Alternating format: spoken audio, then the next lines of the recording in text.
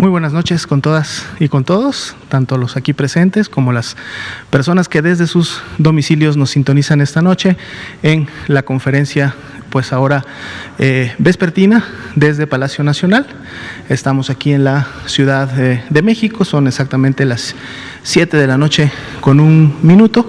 Agradecemos su sintonía y sabemos de su interés de actualizarse todos los días en relación a la evolución de la epidemia en México. Esta noche nos acompañan 3 invitados especiales, de seguro ustedes ya los identifican porque han estado con nosotros en diferentes conferencias vespertinas. Ellos pertenecen a este gran equipo del Consejo Nacional de Salud Mental y Adicciones. Tenemos con nosotros de este lado, más cerca a mi persona, al doctor Juan Manuel Quijada, a la doctora Evalinda Barrón y al doctor Gadi Sadiki. Bienvenidos, muy buenas noches.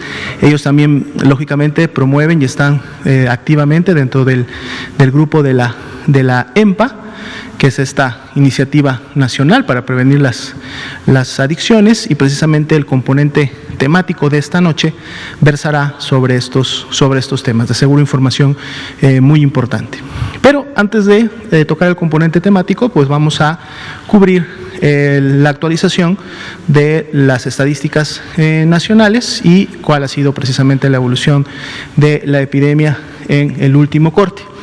Como ustedes ya saben, estamos transitando por este periodo al que hemos denominado de la nueva normalidad. Son ya 180 días que han transcurrido. Como pueden ver, prácticamente quedan muy pocos días de enero, en el que ya hemos continuado aplicando a través de las 32 entidades federativas las diferentes intervenciones que van dirigidas precisamente a disminuir la movilidad en los espacios públicos, en las actividades sociales, y con esto pues contribuir a la disminución de contagios y por lo tanto a la disminución en la presentación de casos.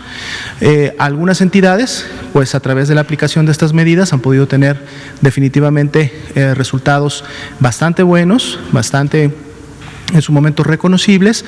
Algunas otras, a lo mejor por sus densidades poblacionales o por algunos otros determinantes, no tanto, pero en la medida también de que la población, que la sociedad nos sumemos a este tipo de actividades, es que de manera conjunta podremos continuar disminuyendo la transmisión en todo el país. También tenemos que recordar, así como hablamos de este periodo de la nueva normalidad, que precisamente el día de ayer, 25 de noviembre, si me permiten la siguiente diapositiva, iniciamos también este periodo de 16 días que terminará el próximo 10 de diciembre, que veremos en la siguiente diapositiva, que tiene que ver con estos 16 días de activismo contra la violencia hacia las mujeres, recordando que el hogar no siempre es un lugar seguro para las mujeres, dado que estamos en medio de una pandemia, una epidemia en México que tiene como una de sus principales premisas poder mantenernos resguardados en nuestro domicilio el mayor tiempo posible y solamente salir a atender actividades esenciales o de suma necesidad para la familia. Pues bueno, esta es una situación que pues, en su momento podría verse afectada. Son los tíos, los vecinos, los primos quienes con mayor frecuencia agreden sexualmente a mujeres y niñas. Esto está basado en la encuesta nacional sobre la dinámica de las relaciones en los hogares. Entonces, todos podemos contribuir, todos somos una pieza importante a través de estar muy atentos, de estar pendientes, de estar protegiendo a aquellas personas que en su momento, pues por alguna vulnerabilidad o por el solo hecho de ser mujeres, pudieran ser agredidas por otras personas. Entonces es importante poder estar difundiendo esta campaña. Son 16 días con este enfoque y en donde lógicamente hay acciones que podemos emprender para contribuir a disminuir la violencia hacia las mujeres. Unámonos todos. Si vemos la siguiente diapositiva, vamos a ver nuestro semáforo de riesgo COVID, recordando a la población que puede identificar su color de riesgo en relación a la entidad federativa pues en la cual se encuentran residiendo, recordando que a niveles de riesgo máximo y alto pues la movilidad y las acciones en el espacio público deben de estar más disminuidas, y que el hecho de que nosotros acatemos esas disposiciones de la autoridad sanitaria local, tanto en los estados como en los municipios, entonces va a contribuir a que, así como otros estados han podido disminuir sus niveles de riesgo a medio y bajo, lo podamos de manera conjunta hacer. Recordemos que hay acciones que podemos realizar en lo individual, las 3 básicas: sana distancia, lavado de manos, uso adecuado de cubrebocas, pero también las medidas que podemos hacer de manera colectiva, que son precisamente aquellas que, si las acatamos, van a permitir disminuir esta movilidad, esta congregación en los espacios públicos, tanto abiertos como cerrados, y lógicamente en nuestras actividades sociales. Veamos la siguiente diapositiva. Vamos a actualizar ahora sí los datos para el día de hoy. Tenemos más de 2.798.000 personas que han sido notificadas como casos sospechosos de la enfermedad, y en base a los diferentes protocolos que están lineados para México, para las 32 entidades federativas y que se realizan en cada una de las unidades médicas de los 3 niveles de atención, pues bueno, un grupo de ellas, y que de hecho es el mayor grupo, ha dado ya negativo a la prueba que detecta el virus SARS-CoV-2, es decir, no se detectó la presencia de este virus, y a este grupo pertenecen 1.303.494, por eso dice negativos para efectos de la prueba. Pero así también, y en las columnas de color café en la parte inferior, vemos la distribución por su fecha de inicio de síntomas para cada una de las semanas epidemiológicas de las personas que ya fueron clasificadas como casos confirmados de COVID-19, y el acumulado nacional para el día de hoy es de 1.078.594. Dentro de este grupo, sabemos, también se encuentran las personas que han sido confirmadas a COVID-19 y que lamentablemente han perdido la vida a consecuencia de las complicaciones que da esta enfermedad, y tenemos 104.242 muy lamentables defunciones que hasta el momento han ocurrido. El porcentaje de positividad para el día de la semana 46, es decir, la última semana que estamos graficando para efectos de dar el seguimiento al comportamiento de la positividad, que es precisamente la curva de color naranja, es 46% en la semana 46. Veamos la siguiente diapositiva, y queremos aprovechar esta diapositiva precisamente para explicar un dato, una información que creemos ha estado siendo de alguna manera mal interpretada por algunos medios de comunicación, ya que están utilizando este dato para en su momento transmitir pues una falsa percepción de incremento en la epidemia en México. ¿Por qué sucede esto? Veamos primero las cifras que están del lado izquierdo de su pantalla. Aquí tenemos 2 cifras que ya hemos presentado en las 2 conferencias anteriores. Para efectos de la conferencia del 24 de noviembre, teníamos una cantidad de casos acumulados, clasificados ya como confirmados a COVID-19, de 1.060.152.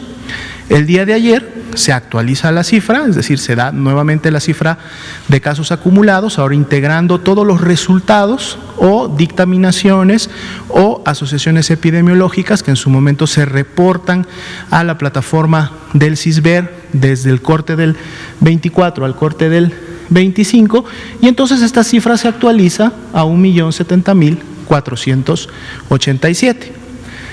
Si nosotros hacemos la diferencia, es decir, tomamos la cifra de casos acumulados del día de ayer y la restamos de casos acumulados del día previo, en este caso del 24, pues entonces tenemos que en la base de datos aparecen 10.335 casos. Y podemos decir, sin ningún problema, 10.335 casos nuevos. Hasta ahí estaríamos de acuerdo en que el dato es correcto.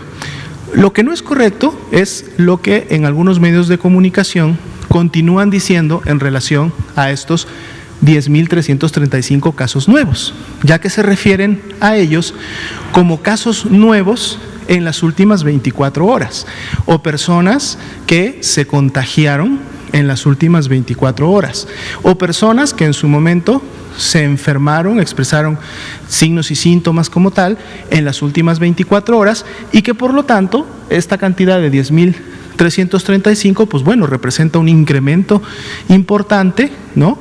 O sacan fuera de contexto la información diciendo que representan un incremento nunca antes visto en días o en meses previos.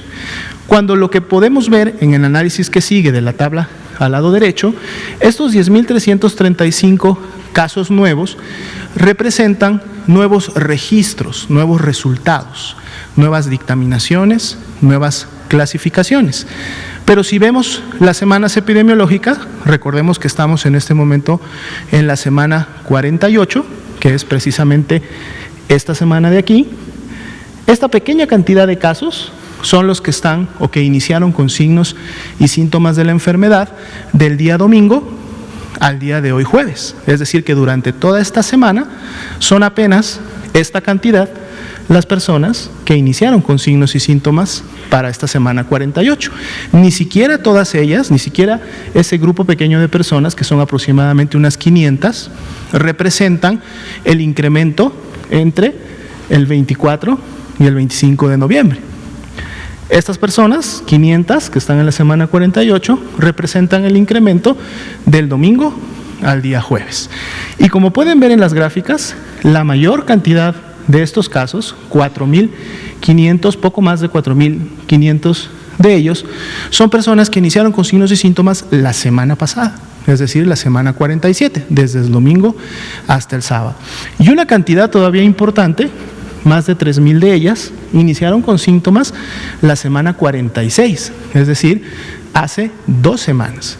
Y todavía tenemos un pequeño grupo, digamos que menor que los 2 anteriores, porque son alrededor de 1.400 personas, iniciaron con signos y síntomas hace un mes, si las vemos desde el día de hoy hacia atrás.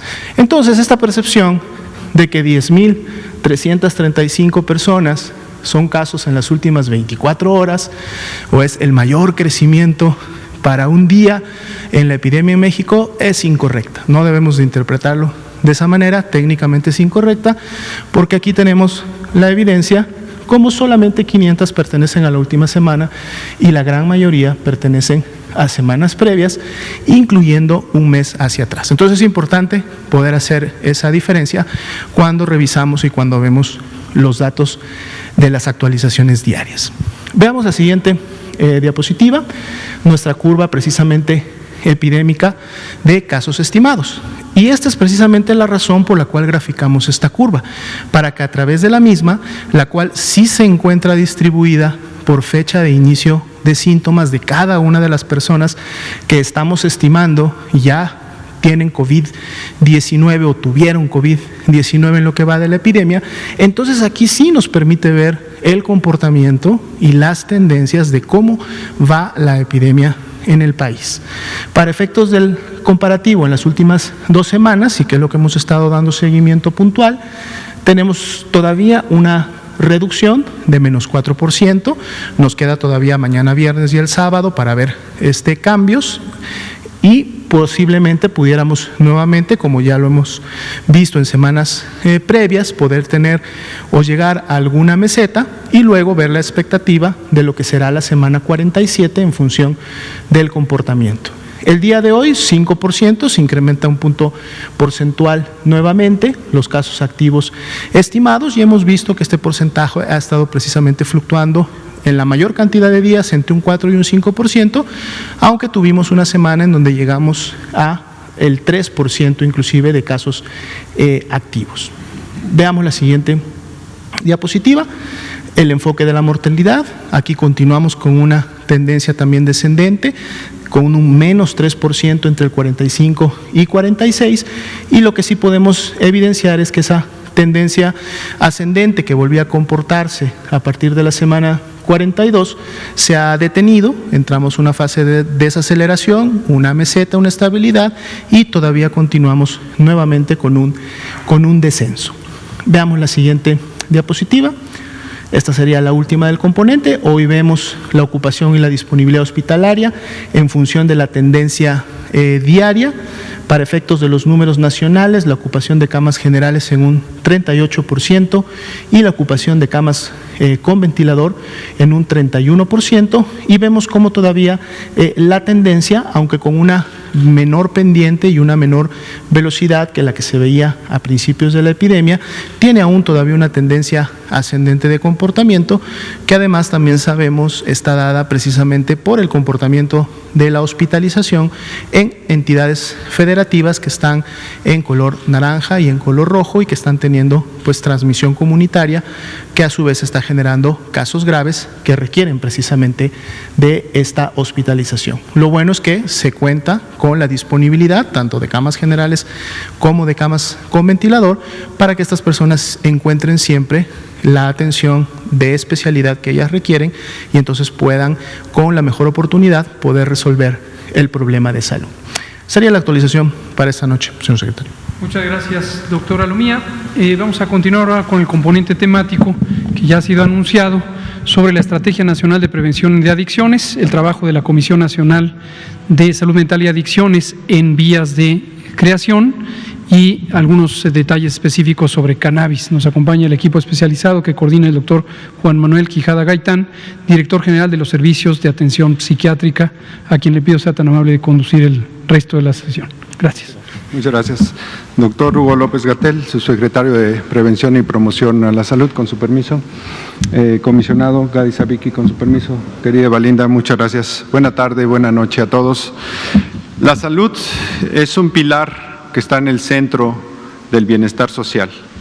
Uno de los objetivos de la Secretaría de Salud es fortalecer la atención primaria a la salud, centrada en las personas, en las familias y en las comunidades, con énfasis, desde luego, en la promoción y la prevención de la salud. El modelo SAVI para el bienestar es una gran herramienta en la que nos estamos apoyando. Hace poco más de un año, bajo la coordinación del subsecretario Hugo López-Gatell, el licenciado Jesús Ramírez Cuevas, jefe de Comunicación Social de la Presidencia, y el subsecretario de Seguridad, Ricardo Mejía Verdeja, bajo la coordinación de ellos tres, iniciamos los trabajos de la Estrategia Nacional de la Prevención de Adicciones. ¿En qué consiste? No es lo que vamos a empezar a platicar el día de hoy y a lo largo de una serie de entregas que tenemos, dado que es todo un componente intersectorial y de varios ingredientes. Estos ingredientes, entre algunos otros, son las instituciones propiamente de gobierno, organizaciones de la sociedad civil, algunos factores económicos, demográficos, ambientales, socioculturales, desde luego comunitarios, basado en las mejores prácticas y en la evidencia científica. Todo esto lo empezamos a tejer hace algunos meses, como les digo, y bajo la teoría general de los sistemas que nos hace que todas estas piezas sean interdependientes y que una tenga que ver con la otra, y desde luego en un marco de respeto a los derechos humanos, a la perspectiva de género, la inclusión y la igualdad, se generan estas actividades de la Estrategia Nacional de Prevención de Adicciones. ¿En qué consiste? En que nos adaptemos a cada comunidad, a sus necesidades, a sus capacidades, de las escuelas, de las familias, de las personas, de los componentes que están en comunidad, bajo una coordinación territorial que lleva hasta el día de hoy la doctora Evalinda Barrón y que nos va a presentar. Uno de los objetivos principales es fortalecer los factores de riesgo, fortalecer los factores protectores, disminuir los factores de riesgo para precisamente prevenir. A veces, cuando llega una mamá, un papá a un centro de salud y nos dice que ha consumido alguna sustancia, A veces ya vamos un poco tarde, no necesariamente ya vamos tarde en todas las ocasiones, y de eso se trata, de que podamos fortalecer los factores que están alrededor en su comunidad y desde su comunidad para prevenir el consumo de sustancias. El énfasis de la Estrategia Nacional de Prevención de Adicciones es en niños, en niñas, en adolescentes y en las juventudes. Y uno de nuestros grandes retos es que se disminuya, y con la gran aspiración a abatir el consumo de alcohol y tabaco, que son las sustancias que por mucho son las más dañinas para nuestro físico, para nuestra mente y para nuestra salud social. Le doy la palabra a la doctora Evalinda Barrón, que nos va a presentar la primera parte de esta estrategia, y enseguida el comisionado Gadi Sabiki nos va a hablar de un componente de cannabis. Muchas gracias. Doctora Evalinda Barrón, por favor. Muchas gracias, señor subsecretario. Con su permiso, doctor. En la ocasión pasada hablamos un poco sobre la Estrategia Nacional para la Prevención de Adicciones. Como decía el doctor, ha sido un esfuerzo de articulación intersectorial que ha requerido muchas adaptaciones de las acciones que ya tenemos en cada una de las secretarías, y requirió también un cambio de perspectiva en un inicio, de una lucha contra las drogas a una visión basada en las personas, no basada en las sustancias. La que sigue. Cuando hablamos de una visión basada en las personas, estamos hablando de salud. Cuando hablamos de adicciones, estamos hablando de un problema de salud mental. Pero no solamente hablemos de adicciones, hablemos del consumo problemático de sustancias y de los consumos que hay en la sociedad.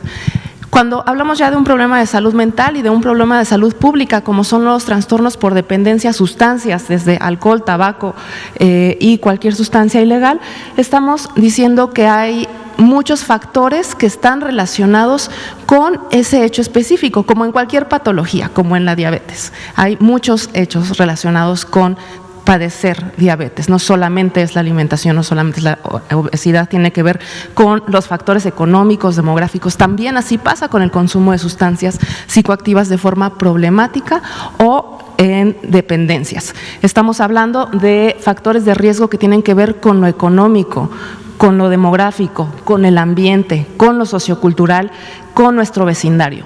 Por eso, para tener una estrategia adecuada para prevención va más allá de lo que a lo mejor hemos visto que es la campaña. Tiene que ver con cómo mejoramos todos estos factores, y todos estos factores tienen que ver con los objetivos del desarrollo sostenible.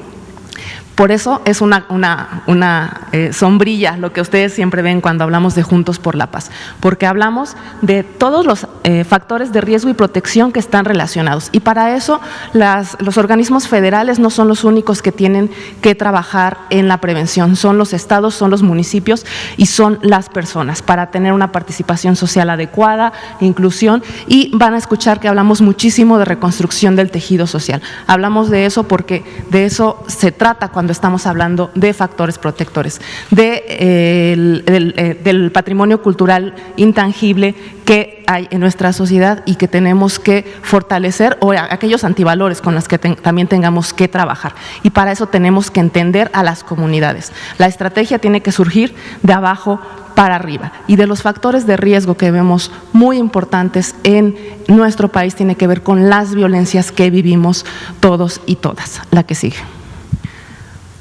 Así que cuando hablamos de estos factores de riesgo va más allá de lo que puede hacer solamente la Secretaría de Salud o una campaña o las pláticas que damos desde los CAPAS que hacen muchísimo trabajo, o desde los centros de salud mental que hacen muchísimo trabajo. Tiene que ver con lo que se trabaja en el individuo, en la familia, en lo social y en lo escolar. La que sigue.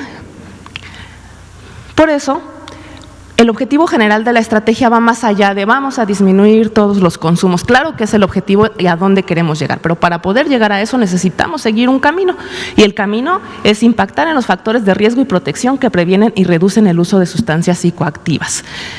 Y cuando hablamos que uno de los factores muy importantes de los que estamos trabajando son las violencias y la reconstrucción del tejido social, entonces estamos hablando de construcción de paz y marco en los derechos humanos de todas las mexicanas y los mexicanos y las personas consumidoras para poder llegar a este objetivo.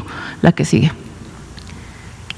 En ese sentido, no es un programa único de la Secretaría de Salud, es una cooperación transversal donde todas las secretarías a nivel federal, estatal, municipal, asociaciones civiles, asociaciones de personas, clubes por la paz, que ya les contaremos qué es eso, que son personas en la comunidad que abren sus casas, trabajan para un solo fin a través de una convocatoria social. En este momento no solamente es la coordinación federal, tenemos en todos los estados una mesa de la Estrategia Nacional para la Prevención de Adicciones.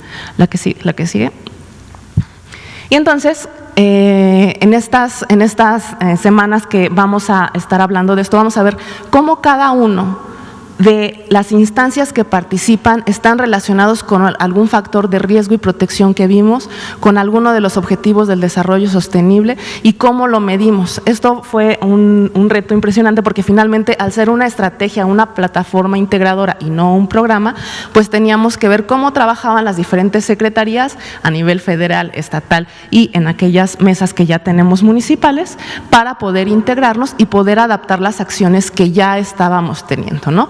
Cómo CONADE hace que sus acciones sean protectoras, cómo INAES hace que sus acciones sean protectoras, cómo SEDATU hace que sus acciones sean protectoras. Fue un trabajo que hicimos mano a mano con cada una de las secretarías, no solo salud, sino en la interacción entre cada una de ellas. Entonces, aunque pareciera que solamente es una imagen donde pusimos que se tocaran en todas las secretarías, cada una de las interacciones implica una forma de trabajo que en las siguientes sesiones les iremos contando cómo funciona en específico y cómo la medimos. La que sigue.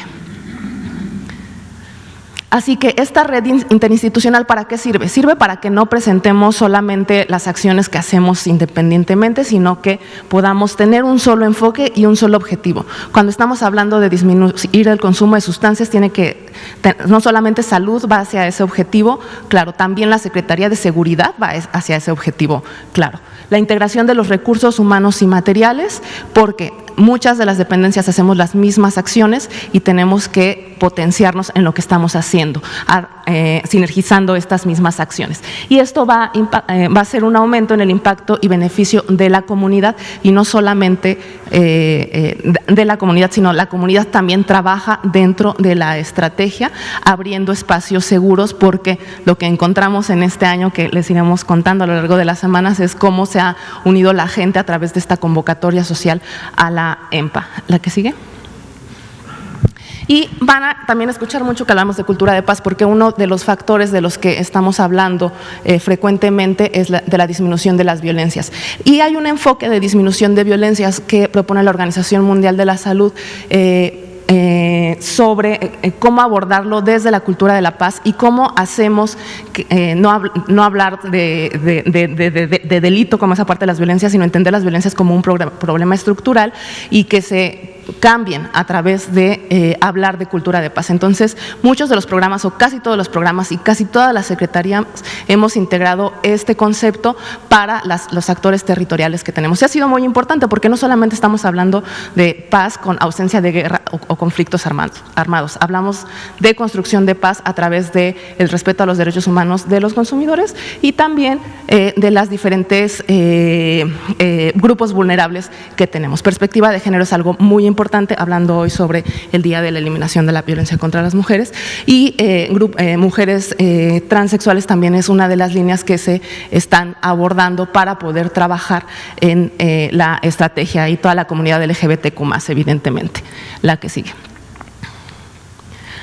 ¿Cómo medimos esto? Porque es complejo medir, va más allá de medir cuántas personas o cómo disminuye la prevalencia o la incidencia de consumidores. Se tuvieron que hacer una serie de formas de medir, que nosotros les llamamos indicadores, para que todas las instancias pudiéramos saber cómo estábamos impactando. Entonces, ¿qué medimos? Los factores protectores que estamos fortaleciendo desde cada una de las instancias y desde los estados. Los factores de riesgo que estamos disminuyendo. Las políticas públicas que se están haciendo y que se están reformando y formulando en todos los estados a través de las 32 mesas que ya están formadas y todas están presididas por la Secretaría de Salud. Incrementar el conocimiento sobre los riesgos en el consumo de sustancias para poder tomar decisiones informadas. Y además, como ya lo hemos mencionado muchas veces, sabemos que el sistema de salud mental y atención a las adicciones ha sido abandonado durante los últimos años. Entonces, un gran reto para nosotros es aumentar el acceso a la disponibilidad de los servicios con toda una reestructura en el sistema de atención en salud mental, que también veremos en detalle en alguna de las siguientes presentaciones. La que sigue. Entonces, es un resumen muy pequeño, porque en realidad somos muchos actores trabajando en esto. Hay toda una infraestructura y toda una metodología que se tuvo que implementar a lo largo de este año que estuvimos trabajando mientras veíamos la parte de salud mental en COVID, para poder articular realmente una estrategia que hiciera prevención, y no solamente hablar de prevención como y desde la Secretaría de Salud, sino desde todo el gobierno mexicano. Entonces, este es el antecedente de lo que veremos después. Muchísimas gracias. Doctor Gadi Zabicki, Comisionado Nacional contra las Adicciones. Muchas gracias. Hugo, Juan Manuel, Evalinda, amigos, colegas, con su permiso. A todos los ciudadanos, ciudadanas que nos ven en casa, los compañeros de la prensa, un saludo. Una vez más, desde la Comisión Nacional de Salud Mental, que próximamente estarán ustedes conociendo más a detalle. Es una gran oportunidad el poder referirnos a la sociedad frente a algunas situaciones que están sucediendo a la par de la pandemia, de la muerte de Maradona y todo lo demás, y que es muy importante platicarlos con ustedes. Antes de entrar en materia, pues quiero decir que en la CONADIC estamos aliados con el activismo en contra de la violencia hacia las mujeres en cualquiera de sus formas y variantes, y un saludo también a los compañeros en Tabasco, que han tenido una situación climática fuerte, están pasándosela bastante mal, y pues para solidarizarnos con ellos y hacerles llegar un abrazo. Entonces, ustedes han visto a 8 columnas en muchos medios de comunicación que han habido cambios reales que han sucedido en nuestro país en torno a la marihuana, y a la cual me voy a referir de ahorita en adelante como la cannabis sativa. Ya en algún momento hemos hablado brevemente en este espacio sobre ello, y como dice la doctora Evalinda, hay que resumir, porque explicarles todo lo que tiene que ver con la cannabis ahorita es como contarles el Quijote de la Mancha en 10 minutos, lo que es imposible, ¿no? Pero bueno, esta es una planta que ha estado con nosotros durante toda la historia humana. Probablemente la cannabis es una de las plantas que hicieron que los humanos nos volviéramos sedentarios, y se ha utilizado como producto económico. Antes de sus moléculas biológicas se usaba para generar papel, papiros, ¿no?, telas, forraje para los animales, semillas para las aves, aceites y muchos otros más. También se utilizó como un medicamento o una pócima farmacológica, y también se ha utilizado como una sustancia psicotrópica de abuso. En el siglo XXI surgen 4 fenómenos a los que me quiero referir muy rápidamente.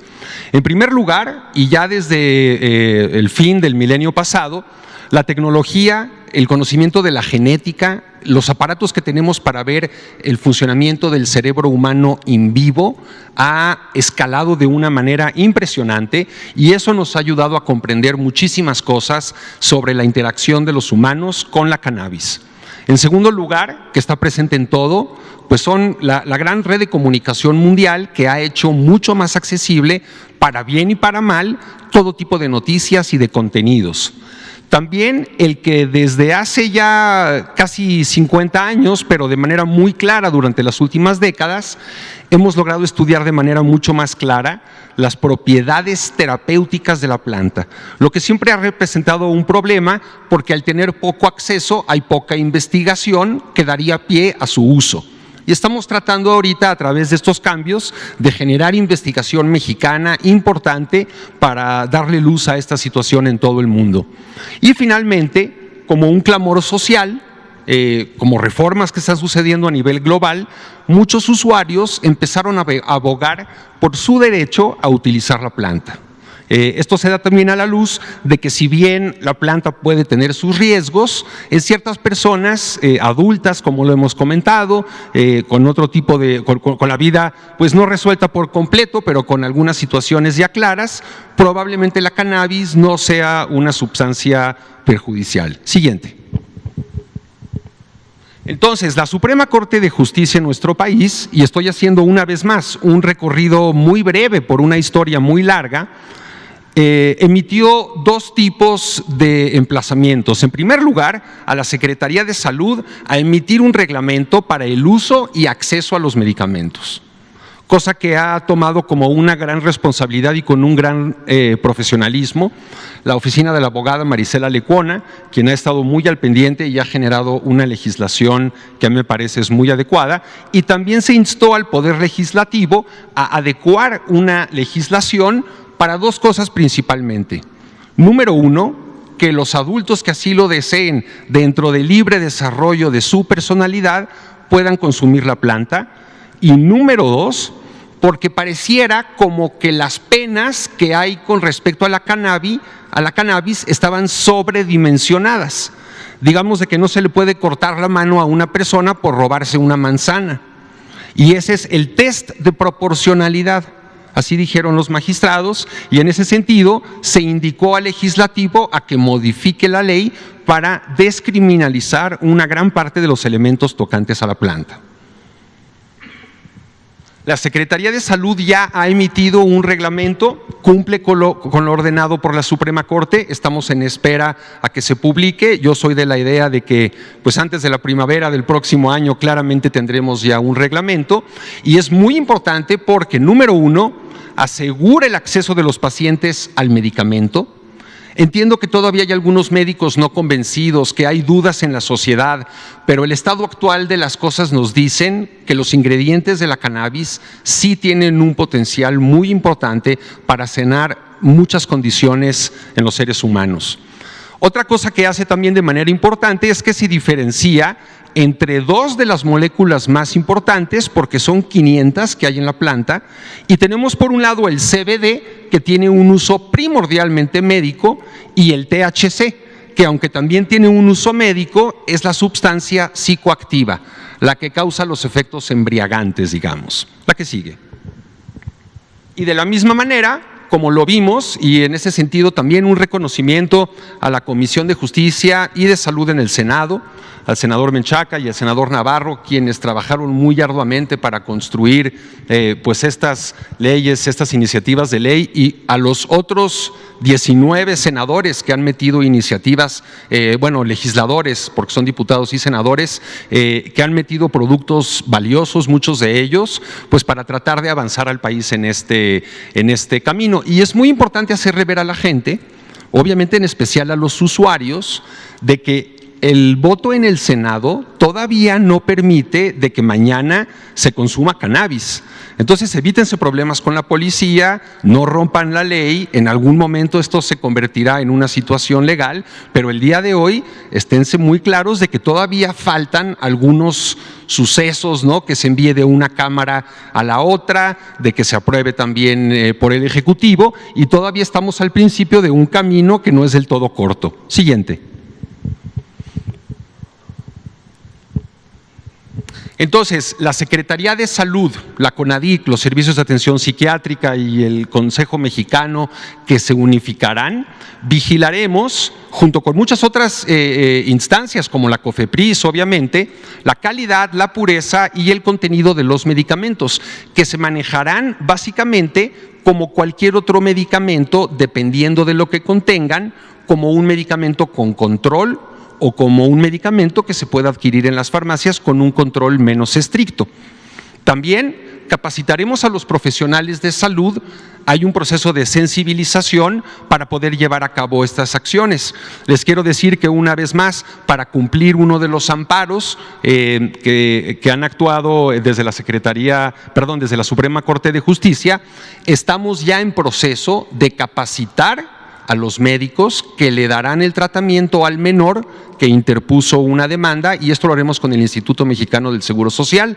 Estamos muy orgullosos de que poco a poco podremos lanzar un currículum académico para que en algún momento podamos probablemente, si la ciencia nos dice que es lo oportuno, generar un Consejo Mexicano de Medicina Cannabinoide. Al mismo tiempo tenemos que vigilar e investigar los aspectos clínicos del manejo de los medicamentos. Hay sistemas de farmacovigilancia y todo el tiempo, digamos de que la fase 3, así lo que han oído con las vacunas, la fase 3 no termina nunca. Es una revisión constante de los sujetos, de las personas que están bajo tratamiento. La que sigue.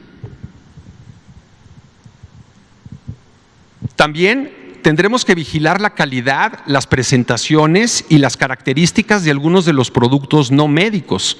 Por ejemplo, vemos muy inadecuado, por ejemplo, que se comercie, que se pongan a la venta algunos preparados que son concentrados de THC casi al 100%, y es una sustancia demasiado potente. Una vez más, es adecuado en este momento que haya una prohibición a los dispositivos de entrega electrónica de vapores y de humos, porque probablemente esto también generaría una situación de mayor daño a la salud. El que las personas estén consumiendo preparados de THC puro es algo bastante agresivo para el cerebro humano. Probablemente, si todo va como lo hemos planeado, y es algo en lo que la Secretaría de Salud, en la CONADIC, con mis compañeros nos sentimos muy orgullosos, es que probablemente acogeremos al Instituto Mexicano del Cannabis, que también tendría sentido que estuviera en gobernación o incluso en agricultura, ¿no? Pero pensamos de que podemos ser un gran punto de encuentro para todas estas dependencias que tienen mucho que decir con respecto a la cannabis, y hacerlo de manera armónica, científica, consensuada y de cara al pueblo de México, por supuesto. Otro proyecto muy importante que tenemos dentro de la CONADIC es el Observatorio Nacional de Drogas. Tenemos ya un grupo interno de trabajo sobre cannabis dentro de la CONASAMA, en la que participan también en algún momento. Probablemente esta capacitación incluso la haremos en algunos de los hospitales, de los servicios de atención psiquiátrica. Y también tenemos que capacitar y sensibilizar a los policías, los marinos, la Guardia Nacional, los policías municipales, que desde hace mucho tiempo han sido entrenados y educados para combatir contra el consumo de esta planta. Entonces, las Fuerzas Armadas, nuestros compañeros y compañeras, son personas inteligentes y bien entrenadas, y las tenemos que convencer y sensibilizar a base de evidencia. Quiero decir, como ya lo comentaba también la doctora Barrón, que hemos tenido una relación increíblemente productiva y sincera pues con la Secretaría de Seguridad Pública, ¿no? Y esto es algo que me parece que es muy importante para el país. La que sigue, por favor. Obviamente, y esto es algo que empieza probablemente desde este momento, tenemos un equipo portentoso de comunicadores dentro de la Secretaría de Salud, y tenemos que salir con una campaña gigantesca para la población, a todas las madres de familia en las casas. Sí les quiero comentar que lo que estamos viendo es un cambio hacia un mundo de más libertades, ¿no? Hacia un mundo, insisto, de decisiones más basadas en ciencia, y no tenemos por qué estar asustados. Hay una característica muy importante de esta ley, que es que tiene la capacidad de estarse revisando continuamente, porque sabemos que esta es una ley que va a generar cambios sociales, que va a generar respuestas, y dentro de la Secretaría de Salud estamos absolutamente claros de que tenemos que privilegiar la salud pública y el bienestar colectivo, ¿no? Obviamente, y esto es algo que podemos también pensar, se elevará en algún porcentaje de menos de 2 dígitos. Esto es algo que ha sucedido en otros países. Insisto, ni en Canadá, ni en Holanda, ni en Uruguay, ni en Colorado hay hordas de gentes comprando marihuana. Esto no ha sucedido. Y sí tenemos que estar muy dispuestos a que entre el 7 y 9% de las personas que entran en contacto con la planta desarrollarán un grado de dependencia y acudirán a nuestros centros, que, como la doctora Barrón lo ha comentado, están siendo capacitados y adaptados para poder enfrentar esta situación. Siguiente. Ya casi terminamos. Bien, entonces ya básicamente para terminar, probablemente esta es una muy buena idea, el de generar clubes canábicos para que haya algún tipo de control, no desde el punto de vista de querer controlar lo que la gente hace, sino de que el producto no se escurra al mercado negro. Sí tenemos que tener un ojo al gato y otro al garabato. es muy importante comentar que en este momento el país no busca impulsar una industria ni un comercio. Probablemente llegue a ese punto, pero el día de hoy es defender los derechos por encima de los mercados. Es muy importante ver esta situación. Incluso pensamos que algunas medidas como evitar la inversión extranjera por unos años podrían ser una buena idea, pues para evitar cometer los mismos errores que nos ha sucedido con el alcohol, la cerveza y el tabaco. Estos cambios, debo de comentarlo, suceden en todo el mundo. México es un país que ha tomado el liderazgo para transitar hacia un mundo que permita el uso médico de la cannabis. Básicamente les comentaría que todo el continente americano, salvo algunas excepciones, y la comunidad europea están a favor de reclasificar las convenciones internacionales que prohíben a la cannabis, pero Asia Menor, Asia Mayor, África, el mundo árabe, todavía no están dispuestos a transitar por este camino y hay un debate internacional muy acalorado del cual les iremos informando también. Me parece que es la última. Muy bien, por favor. Entonces, obviamente, el reto primordial, tenemos que evitar que los menores de edad tengan acceso a los productos canábicos. Ya lo hemos comentado.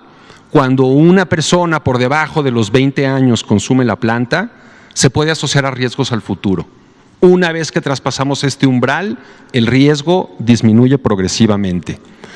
Y es muy importante, en México tenemos comunidades y familias que han sido destrozadas por la guerra contra las drogas y pensamos que tienen que salir con un hándicap, tienen que salir por delante de las grandes industrias para que puedan hacer un usufructo pues de una situación que realmente puede alivianar la pobreza en muchas comunidades y en muchas regiones de nuestro país. Obviamente lo que estamos buscando es, como ya lo comentaba, que me parece que por ahí debió de haber aparecido, estamos haciendo esto en base a un equilibrio entre las libertades personales y la salud pública. Y esto no ha sido fácil, pero creo que nos dirigimos de manera clara hacia ese equilibrio. Y ahora sí creo que ya es la última. Excelente. Otra vez, esta decisión se toma en base a la elección de cuál es el menos malo de dos males. Hemos tratado de erradicar el consumo de cannabis, su cultivo, su comercialización, y por más que se ha castigado a los usuarios, se le ha metido dinero, no es algo que sea visible, que podamos evitar un mundo sin cannabis. Entonces, el hacer esto es un paso correcto para aliviar los problemas también. La Comisión considera que en un país regulado tendremos más capacidad de atender a los pacientes que así lo necesiten, incluso con algún presupuesto que venga de la propia venta de estos productos. Muchas gracias. Muchas gracias. Doctor Gadi Zavicki, Comisionado Nacional contra las Adicciones, muchas gracias. Nada más cerramos agradeciendo a los 32 secretarios de salud que durante los trabajos y las acciones de la estrategia se han sumado y nos han apoyado a través del Consejo Nacional de Salud, la doctora María Eugenia Lozano, a través del Consejo Nacional de Salud. También agradecer a todo el personal de los CAPAS que están distribuidos en toda la República, de los ISAMES y de los servicios de atención psiquiátrica, por supuesto. Y finalizo con agradecimiento también a todo el gran trabajo de la Secretaría de Seguridad, el Instituto Mexicano de la Juventud, la Secretaría de Cultura. Nadie atrás, nadie afuera. Hombre soy y nada humano me es ajeno. Muchísimas gracias. Es cuanto, señor subsecretario. Muchas gracias, doctor Juan Manuel Quijada, doctora Evalinda Barrón y doctor Gadi Zavicki. Pues este es un tema de extraordinario interés. Ya habíamos dicho la semana pasada que fecha en la que el Senado de la República aprobó el dictamen que comentaríamos y que traeríamos a las personas expertas.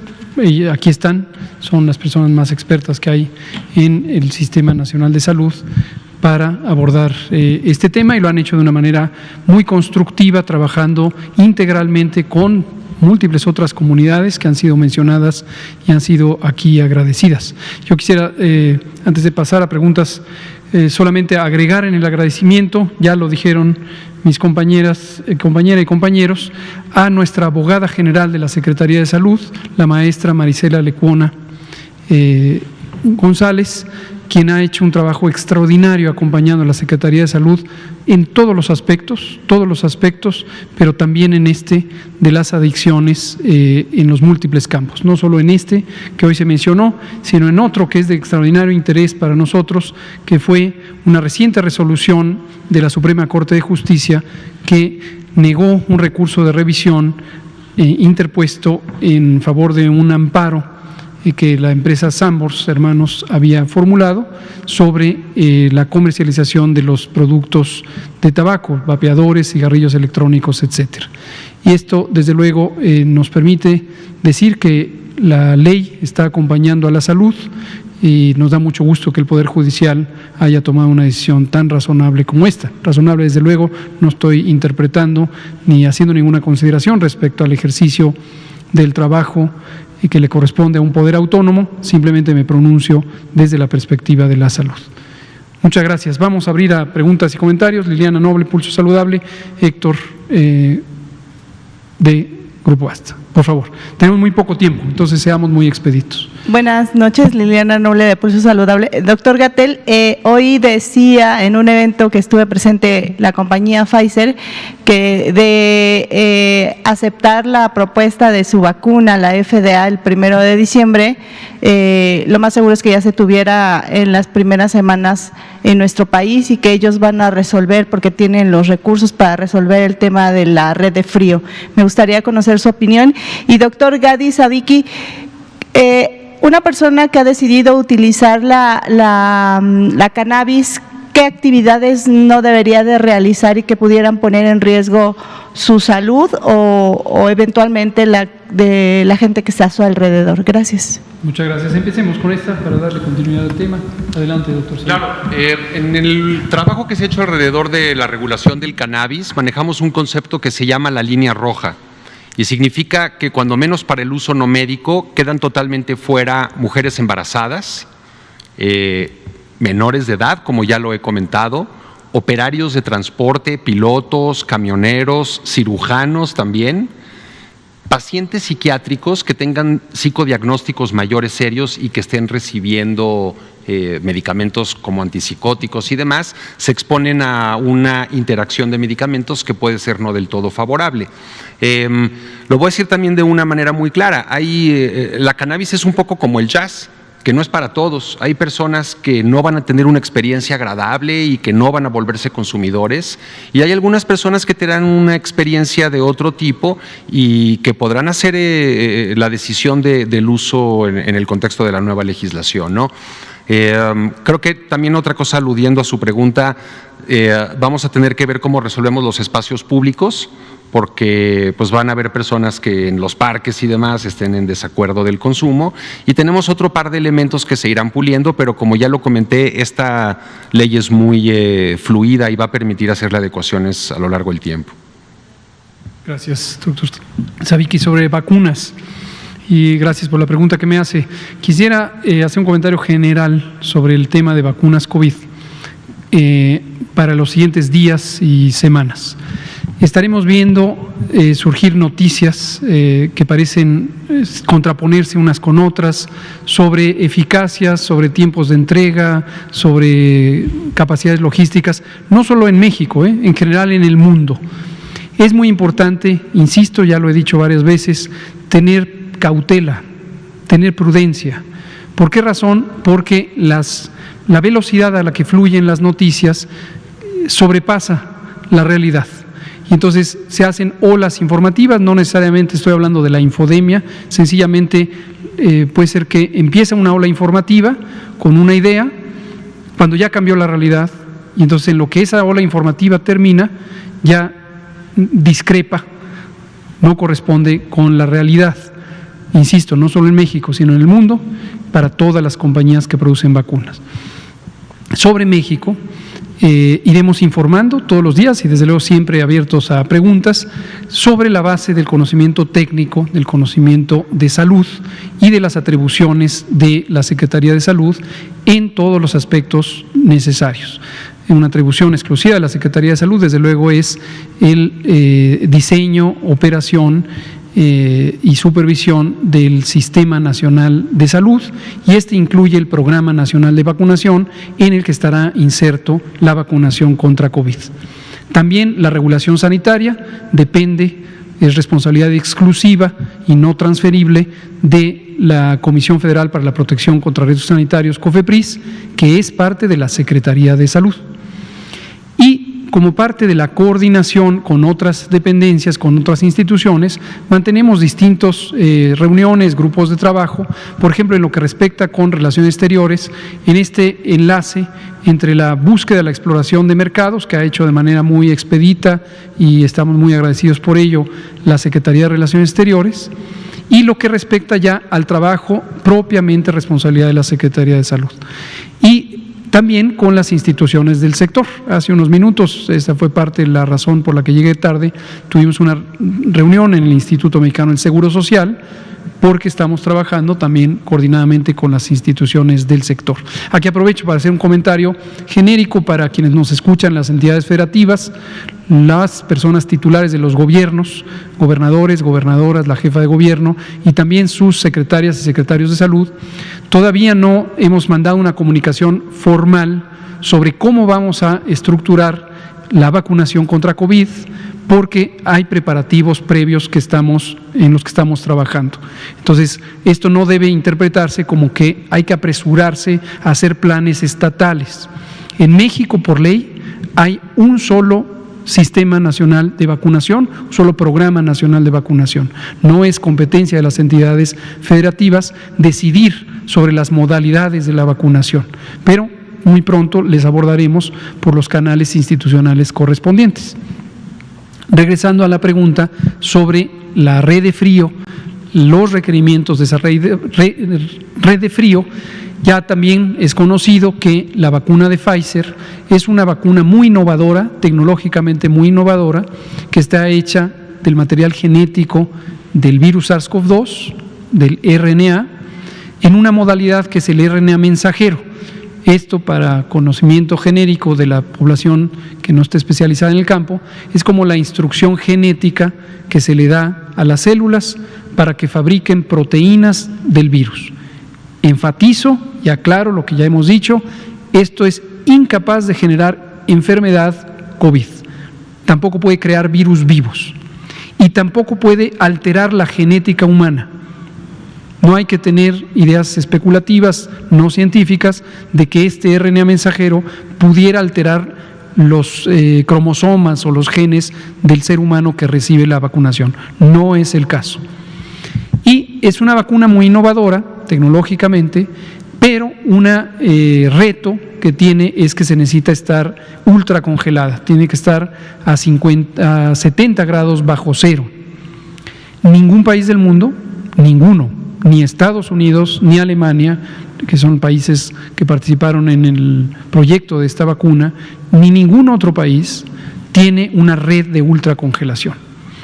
Ahora, ciertamente la empresa Pfizer tiene un recurso tecnológico que puede ser útil, no resuelve todo, pero puede ser muy útil, que son unas cajas de congelación avanzada, pueden estar a baja temperatura, menos 20 grados, y sirve para la transferencia entre un ultracongelador y el punto de uso de esto.